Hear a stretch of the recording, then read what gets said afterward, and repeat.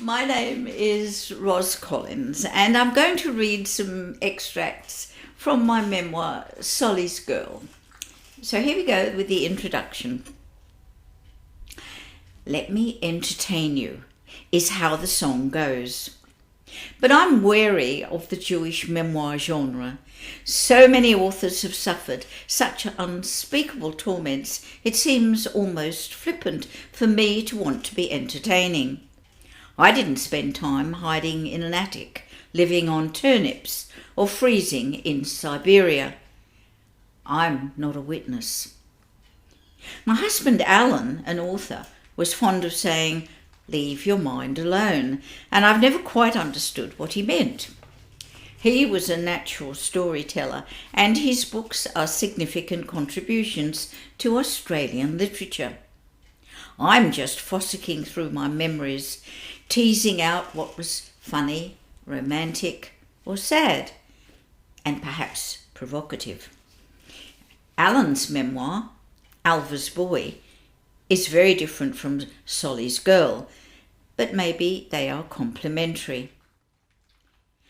So, in the spirit of Zakor, remembering, and with the vanity of wanting to say, I was here, let me tell you some stories. Chapter 1. She's got a ticket to ride. Ah, Lambretta. Not one of your Verdi heroines, all camellias and consumption. It was Innocenti in Milan who created her, and despite a bit of a cough, she was destined to work the streets. Her name was La Cigale, the cicada, and we rode her home after our wedding because the Suez crisis meant a petrol shortage. Wearing a Pierre Balmain copy and clutching a bouquet of freesia and French mimosa, I took the pillion seat and wrapped my arms around my skinny Australian as we set off into the icy London night. It was February 1957. The bland and boring 50s were coming to an end, and everyone seemed poised for change. I too needed to get away. I was 15 when the war ended, and since then had spent a decade experimenting with life. Sex and religion, dependable markers of teenage angst, were major obstacles that hung around until well into my 20s. I was an only child, and for one side of my family an only grandchild.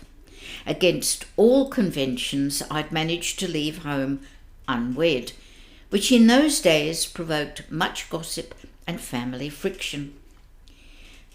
But a bedsit in what was at the time Bohemian Hampstead wasn't a long-term future.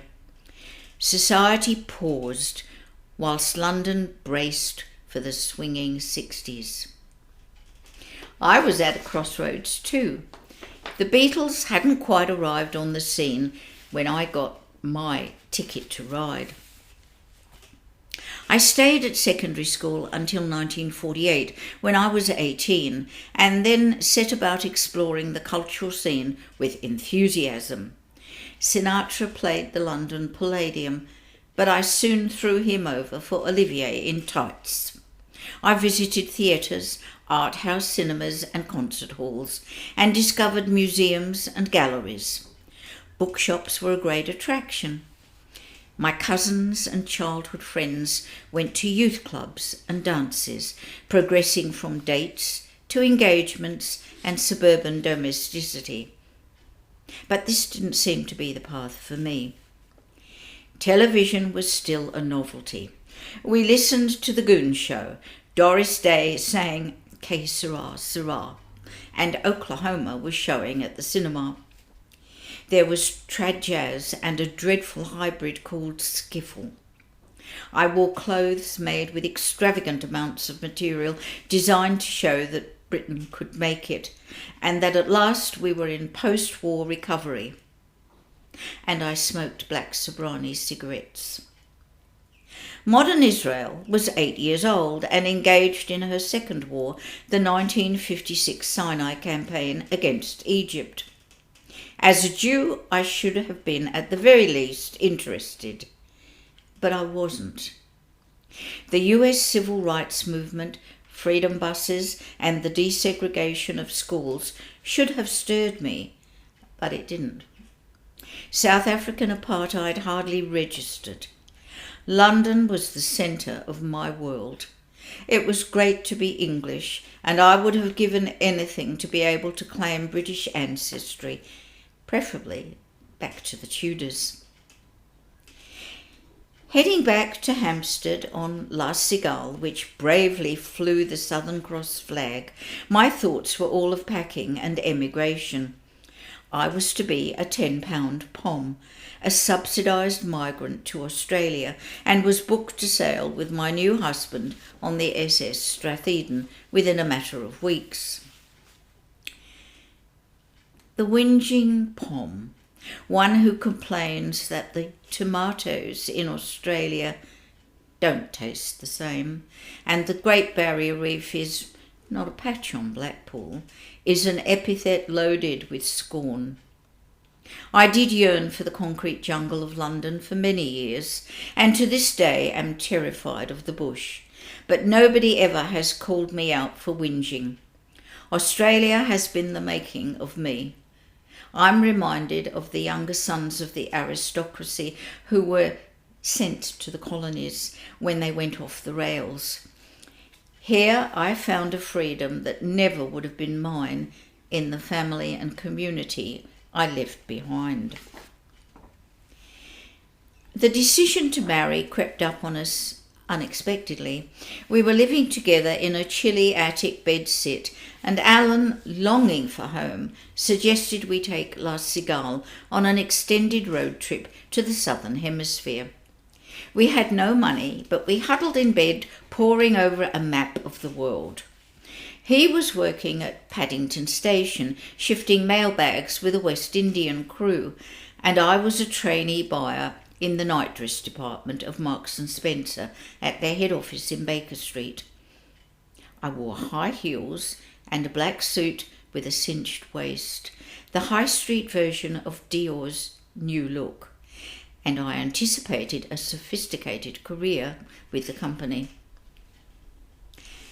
Alan met me from work one day with a cable from his Melbourne employers, Rockman Stores, advising him his year's leave without pay was up and he was needed back at work to produce their new mail-order catalogue. If he didn't get home quickly, his job would be lost. "We must leave immediately," he said. Without hesitation, I replied, "If we are to go, then I think my parents will be happier if we marry here first."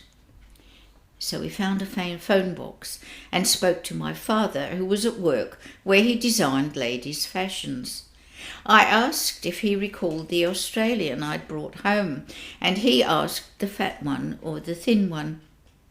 "It's the Wraith," I said, and explained that we wished to marry within 3 weeks and leave soon after for Melbourne. Solly was remarkably calm and merely said Alan and I should meet him and Sadie, my mother, for a meal that evening.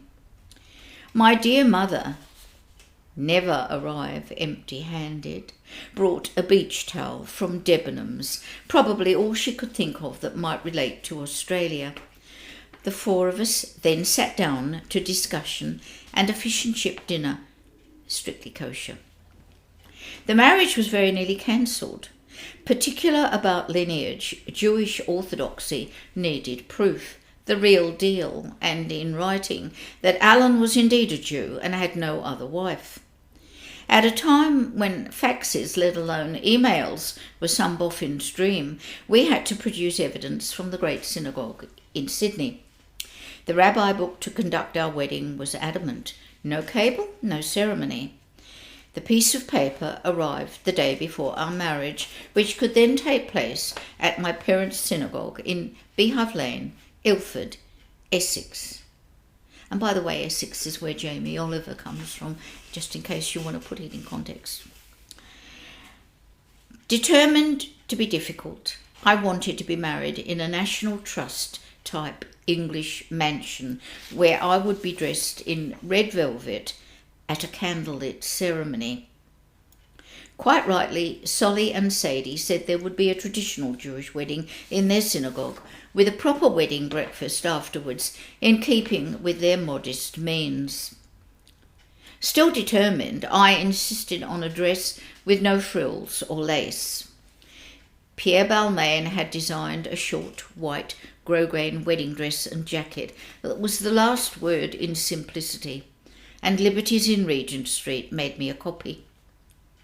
Manor Hall, Chigwell, out in what was then semi-rural Essex, was able to accommodate us, and Sadie, left to make a lot of the arrangements on her own, whilst Solly was in Paris for the fashion shows, chose the menus.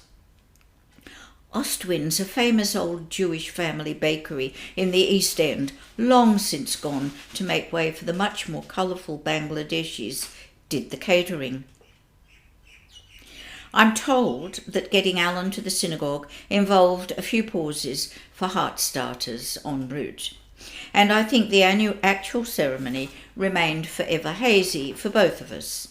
I do remember how important it seemed to Alan that French mimosa, as close to Australian wattle as we could get, should be in my bouquet and in the men's buttonholes.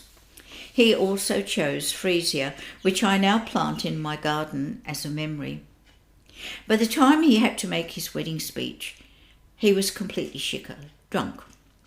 But the Australian contingent gave him a resounding cheer and sang Waltzing Matilda.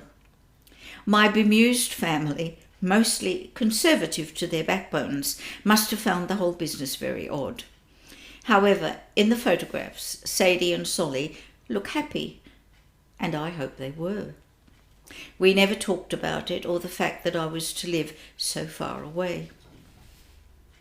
Other bridal photos show diamonds, but my engagement ring, bought after the wedding from an antique shop in central London, is a Victorian band with a garnet and tiny seed pearls. The dainty gold filigree wedding ring is also antique. I didn't own diamonds until I'd been married for 40 years, and I'm never yet keen to wear the tiny ear studs Alan bought me in the 1980s. Unlike the song, Marilyn Monroe, I don't think diamonds are my best friends. We didn't know much about each other, Alan and me. His appalling childhood and unhappy youth were mysteries to be unravelled over many years. His books reveal much, but I'm still getting to know him. I can only guess what he was thinking in 1957. Probably that he was about to have a real home and family for the first time in his life. I had adjustments to make too. The Stratheden sailed from Tilbury. As Sadie, Solly, Alan and I stood on the deck, Alan said he didn't want to leave without Sadie and me resolving some of the difficulties in our relationship. And so we did.